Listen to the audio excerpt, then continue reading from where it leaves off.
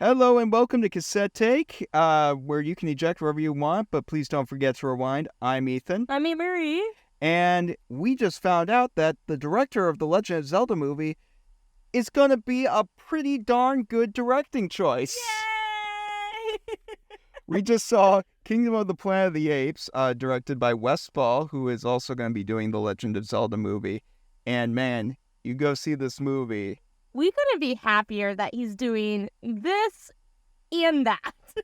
Yeah, it's just, oh my gosh, like all the different shots, all the direction that he was giving. Oh man, bro, I am so hyped for this.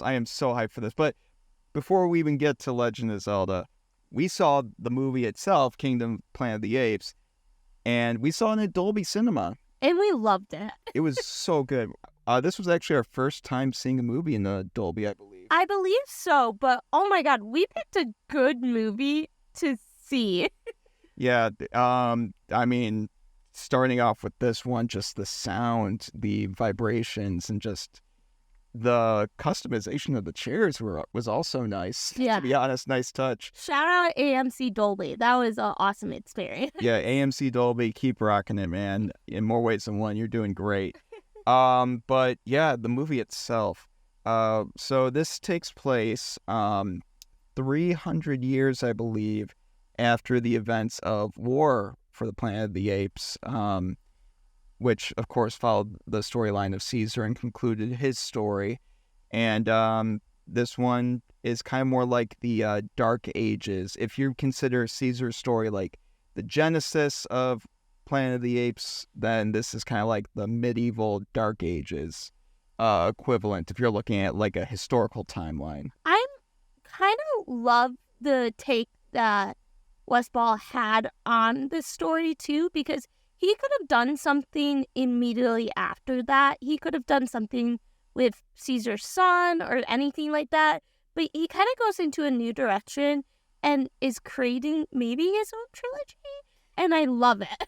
Yeah, I mean, they have had talks about, doing a trilogy, and I can't remember if it does hinge on how well this movie does. Please go see this movie. I gotta go see this next movie. Yeah, and honestly, you don't really need to see the other movies to get this one. I mean, there's a lot of nuances you won't pick up on, but, overall, this movie does do a good job of standing on its own. Oh, yeah, for sure. Because Ethan and I both have seen the original trilogy with Andy Serkis, and we both love those movies. We have talked about that. Dawn's probably our favorite. The second one's probably both our favorites. And so this is it's so exciting to see this movie franchise kind of come back to life a little bit, because it's been a while since War, because I feel like War was like, what, 2018, 2019? Maybe. For me, it was just yesterday. But, it has been a while. I remember seeing Rise, like the first one from that trilogy years ago. That was what, 2011? Yeah, it was 2011. I just looked it up. War was 2017. It's been 7 Oh my gosh. years. Wow. Oh my gosh. So it's crazy. Yeah, and the visual effects have only gotten better. Oh, I'm going to say this down. This might sound controversial, but Avatar and James Cameron get so much respect for what they have done in the CGI VFX world. And those movies are amazing. Can't blame them. They're incredible masterpieces. But without the Planet of the Apes trilogy in this movie, I don't think Avatar would be where it is today. And, those movies, the Planet of the Apes movies, deserve more love and respect for everything that they have done for cinema. Oh, yeah, absolutely. I mean, I was just telling you when we were walking out of the theater, like, there were so many scenes where I'm like, how did they do that with the visual effects? Like, balancing the practicality with the mocap and just making it feel so real. And, I mean, obviously, we're quite a, ways away from the days, the Charlton Heston days of like the apes, like where their lips are barely moving and all that, and it's almost like the 80s TMNT movies. But, like, it's just, we're getting there to the point where as these movies go on and potentially meet up to that time where, those, the original Planet of the Apes movies from the 60s, came to be, it might actually get to the point where it's a seamless transition, like going from CGI to a practical, or maybe use a blend of it to make it seem like, oh yeah, you could just jump right into the old one, if you were watching them in chronological order. Yeah, Ethan and I both this kind of plays into it. We both have our own theories about where the story is heading next, but to talk about this one, I love what they did with this one. Like, the main character, Noah, is so interesting and intriguing, and we both kind of said, like, is this franchise gonna work without Andy Serkis? And it does. They pay, like, homage to Caesar and his thoughts and his feelings, and it's oh my goodness, this movie's so beautiful. Yeah, and it doesn't linger too much on, what came before. I mean, it does have this whole presence to it, like, and it does have a place in the story, but it's not like, say, a Ghostbusters Frozen Empire, where it solely relies on what came before to really carry the story forward. No, Noah is such a great character. Oh my goodness, I just love him. He's perfectly imperfect. Yes, that's actually a great way to describe him. And he's different from Caesar. Like, he's not as sure of himself. He kind of is stuck in his ways at the beginning, and then he takes this wild adventure. Yeah, I mean, and grows. He is just a very charismatic character. And again, that goes to not only the visual effects, but like the acting. Who played Noah, by the way? I will pull it up right now. Yeah, pull it up, because that guy needs a shout out. Very well done. There needs to be like some sort of Oscar nominate category for mocap people or voice actors. I mean, Owen Teague. Shout out to you, man. Excellent job. And I mean, shout out to everyone that was acting in those mocap suits and playing it in Ape throughout the movie. Very well done. Excellent job. And we also had Freya Allen in this movie from The Witcher. Yeah. Yeah, I'm not sure if I've seen her on the big screen before. I'm so glad that these TV actors are getting more bigger roles. It's so exciting to me. And even for these actors who played apes, it's so much work because it's mocap. Yeah. Like, how dirty and messy you get. And, again, Andy Serkis really perfected this, and he deserves his nuance and his praise. But he's got to get an honorary Oscar. I hope he does one day. Yeah, I mean, like, I hope it would be like something where it's a little more competitive and like a little more traditional, where it's just kind of they eventually make a category for specifically this kind of stuff as it becomes more prevalent. But I feel like since he was one of the, original pioneers in regards to acting with this stuff, mm-hmm. that it would deserve an honorary Oscar. Oh, yeah, for sure. And he really, I just remember Andy Serkis in his movies, and he really being a forefront of it.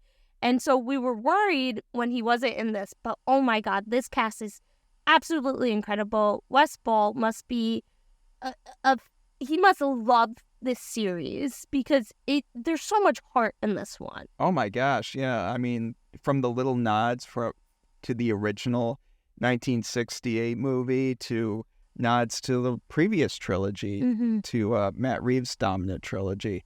I can't remember the name of the director for Rise, but I know Matt Reeves directed the last two. Yeah. But just so many paying homage, but not like letting it pull away from the story he wanted to tell. And that's the best way to put heart into an established franchise. Yeah. Is to pay your homage, but don't let your homage distract you and become something that blurs what you're trying to make clear. Ethan, are you calling out Star Wars? Moving on. So We're staying on Earth, Yes. not in the galaxy far, far away like Heston may think he's in, but no, we're on Earth. I I will also say the human characters are so good in this, and not to get into spoilers yet, but the main character who plays May, Freya Allen. she's, oh my goodness, she is so amazing in this. Oh yeah, I mean, I really liked her in The Witcher. She really did bring it as Ciri. Like, she was excellent in that role, and I'm like, yeah, I would like to see her in more. In fact, on the big screen. So to finally see her like on the big screen again, maybe she was already, that, but this might be more of her breakthrough into a little more consistency into being on the silver screen more often. Yeah. She overall acting was phenomenal from her. I really like this whole blend of, we were talking about like this morality perspective of capturing the gray area of things and like all the nuances that are taking place throughout the story. And with that, in order to really capture that, you really need strong actors to demonstrate that and to convey that to your audience. Freya Allen and I already forgot his name, the guy that Owen Teague. Yeah, Owen Teague.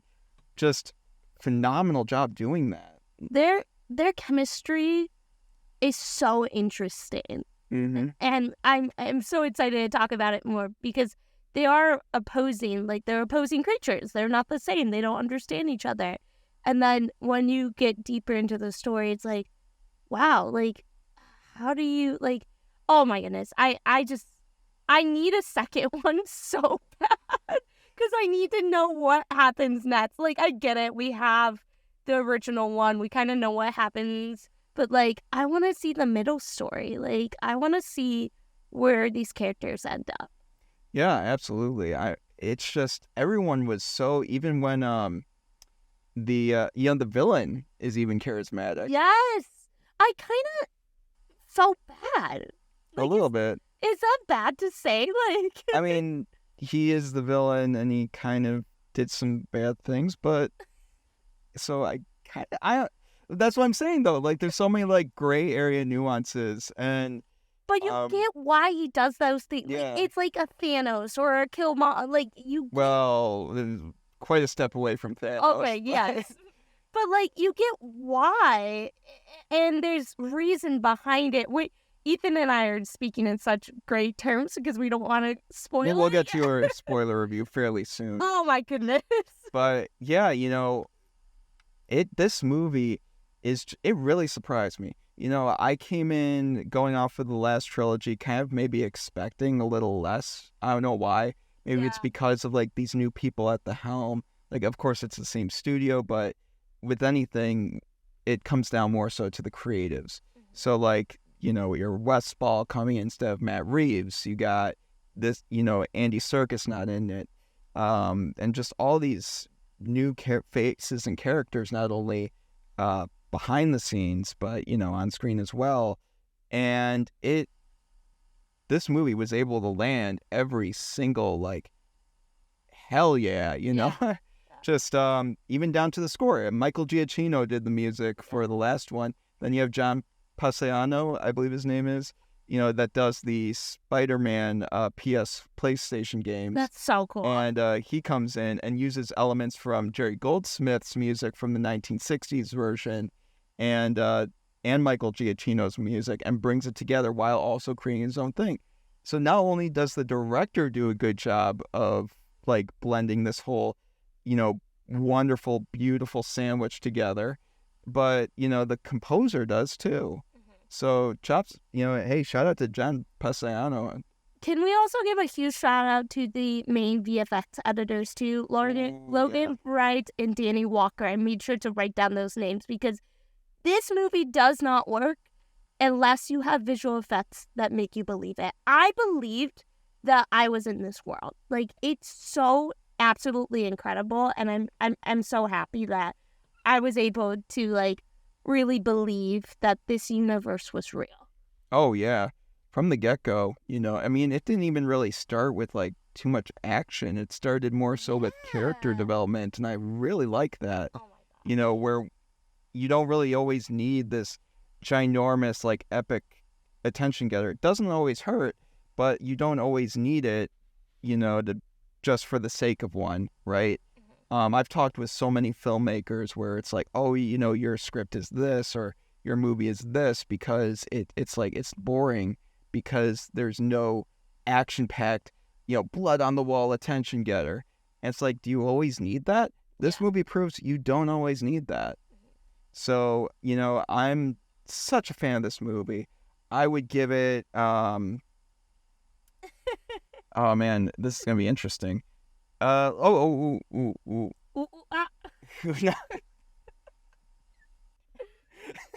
Ape is one. Apes are strong together. I wasn't realizing I was doing that.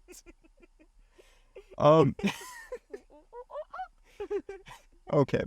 I don't know why that made me laugh so hard. What are you doing? So out of 8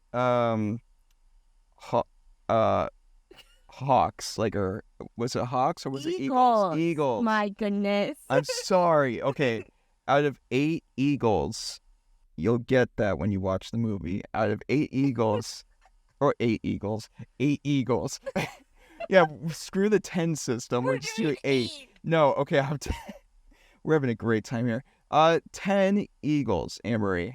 How many would you give? 10. Absolutely 10. This movie has bumped it up onto my top 5 favorite list of this year. Sorry, Dune Part 2 will still be number 1, but this is absolutely incredible. I'm not even the biggest fan of Planet of the Apes. I think they're fun and all that, but I'm not like diehard. This made me a diehard fan. Like, Wes Ball, thank you so much. I can't wait to see what you do next. Legend of Zelda. Please make another. No, well, yes, but I can't wait. Yeah, I mean, I'd have to give it an 11 out of 10. Whoa! Yeah. I was like, where are you going with this 11? Yeah, like 11 eagles out of 10. We can sing its praises to get all those eagles going. Take it away, Annmarie. But yeah, you know what? We love this movie, if you can tell. And it, like we were saying, it just makes us more excited for what Wes Ball is coming up next. Legend of Zelda. Legend of Zelda, yes. Yes! Da da da da da da. Okay. So, we found the good director. So, yeah. What do you guys think about it? Are you gonna go see it? Let us know. Let us know. Have you seen it? Were you part of this whole fan preview event? Did you see it already? Do you love your awesome poster you got with it? Yes. We do. They're so great, and honestly, they're not as flimsy and terrible as the Dune ones. Because those ripped real easy. It was an accident. I'm not saying that to call you out, Annmarie. That, like, honestly, they were just really flimsy. So, yeah, moving on to our spoiler review. So if you're not an ape or a human, please leave the chat. Bye, guys. No. Oh, my goodness. Okay, so this movie starts off with Noah and his clan, the Eagle clan, and then his clan gets captured by these other apes, and then they get taken to the outside world, which is like the city that is overrun. And then he meets this girl, May, who is a human who can speak more than one word, is more evolved, and that's where the gray area comes in that we were talking about, because May is kind of a villain. Do we see I would say anti-hero. I don't know, because they go find this fallout. And in it is like books and everything, and also guns and like heavy artillery. Yeah, and the apes want to get in there, but May gets in there with Noah's help and literally takes a gun and then shoots an ape at the end. Like, I don't know, Ethan. I think she shot the ape that was threatening to kill another ape. That is true. So, I would say that she is more of an anti-hero because she's more so doing what she needs to do, like to, but she's also like feeling bad for those, like she didn't need to save that one ape, right? Yeah. That Noah's friend or girlfriend, and she could have just left because like what's his face was saying, Proximus. Yeah. Proximus. He is was saying like you can leave, like you can go, you don't need to do this, and she doesn't. She doesn't. Anyways. Yeah. But in the end of it, she floods the place and kills more apes. Yeah, that's where I think the true anti-hero comes out, but or the true villain side, if you will, comes out. She overall is someone that there's a lot more to her than the story kind of leads on at first. And no matter what Raka says, rip Raka. Oh, that made me so sad. Yeah, I rip Raka. When you see the movie, you'll know who Raka is. He was honestly one of my favorite characters. And I loved him. And then they did him. They did him in. Well, you kind of knew he was gonna die. He was the connection between Caesar and Caesar's word to Noah. Like he's the one that taught him about Caesar and who he is. And yeah, and he's also kind of made that connection for the human, to him, like just being like, hey, together strong, not ape together strong, just together strong. Yeah. And I'm like, that's a good line. I like that. Just it's such a simple change, and it's so much more. And then he dies. And foreshadowing, I just noticed, he dies by like in a drowning. Yeah. In the rushing water. And then all the other. Join me in the lazy river. I just like May is such an interesting character because she knows what's in this vault from the beginning, and she's like, we need to get in there because it will help the humans and all that. And Noah agrees and goes in there, and then Noah finds stuff about apes being kept behind a wall, that apes were not equal to humans. And oh my goodness, it had me on my seat because I'm like, where are they going? Where are they going? And then it was the end of the movie. Well, I mean, even that, like, it got to a point beyond that where when you think things are resolved, she comes back to Noah's camp and like whips out a gun, she doesn't whip it out. That's the whole thing. She actually just hides it behind her back, and just you see it there, and she's like, oh my gosh, like she was about to kill Noah. Yeah, and then Noah just kind of like gives her a good gesture of good faith, and with the necklace that he got from Raka, and it's just such a touching moment. Yeah, it really leads into it because that then May goes and connects with other humans that have the satellite dish and are able to connect with other people and other clans. And this is where Ethan and I's theories are different. Because I was like, perfect, they're going to make another one, and it's going to be Fall of the Planet of the Apes. And it's going to be like the end of it, like the end of the trilogy, or end of the series. You have a different idea. No, I think that they're going to go the route of trilogy. Mm-hmm. And again, there have been conversations with Westball and interviews to promote the movie to say like, yeah, we want to do a trilogy because there's so much history in that era, like that has not been touched. Because this would be like the dark times, like a medieval period almost equivalent. And honestly, I'd say go for it. But also just based on how they're telling the story, it seems like it's set up for, having that middle movie. And then that one is going to be the true setup for like something even bigger on a grander scale to kind of show like why, kind of be a little more of that gap between this movie, like that final movie, and then the 1968 version.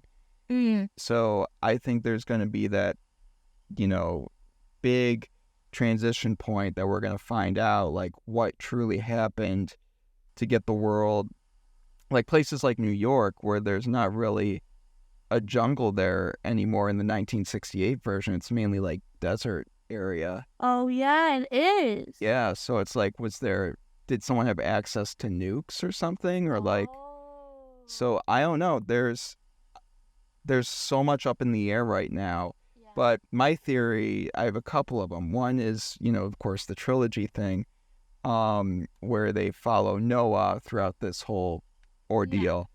My other one is, what if they just kind of go, like, they start off here with Noah, right? And then the next movie is someone else, a new protagonist, but it's like 100 more years later, but still the events of this movie, where it ended, kind of is the big thing that pushes what happens in this next movie 100 years later, like a Dune Messiah thing, like we were talking about, where it's like 15 years later rather than like immediately after. I think I would like that too. I think the biggest thing for me is I do want to see Owen.